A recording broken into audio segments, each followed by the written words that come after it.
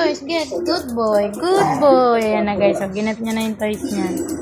Good boy. O, play daw kayo kasi. Kaya niya binibigay yung toys. Play daw kayo, Kuya Kopi. Get mo toys. Get mo. Ako na nga lang. Ako lang. Wait lang. Wait lang. 1, 2, go! Pagdating pa lang sa Cagayan de Oro City, pumasyal agad sa Davao de Visoria, sina Sparkle Artist at ex-PBB housemate Charlie Clement at Bindong Kipra, Ariel Isabel. Game na game silang sumakay sa motoreta, isang motorized na pampasaherong sasakyan na nagsimula sa Cagayan de Oro.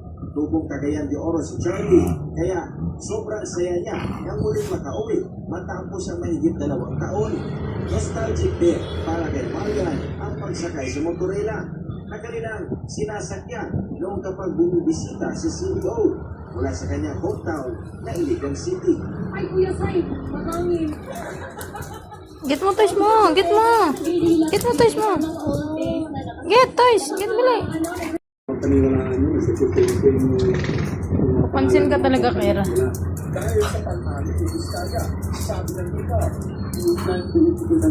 Bagong ko kasi yan eh. Kaya papansin. Alis ka dyan, Kopi. Doon ka. Alis ka dyan. Alis ka dyan.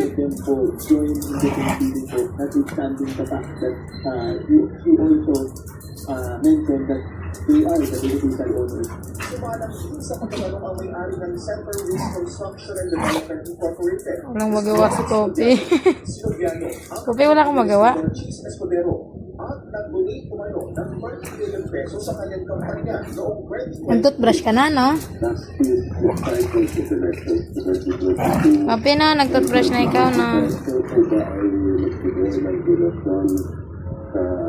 Sino man na tumanggitato, whether it's local or national, kasi di ba understand? Dahil pati po na lahat? Yes, yan po. Ang tanong po yun ay tapos pa. Pero sa Jesus,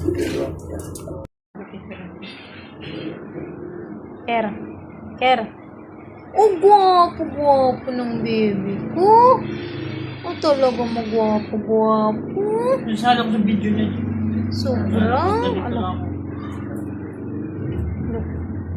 Ano yan, Ker? Ano yan? Ha? Ano yan? Ano yan, ha? Ano yan?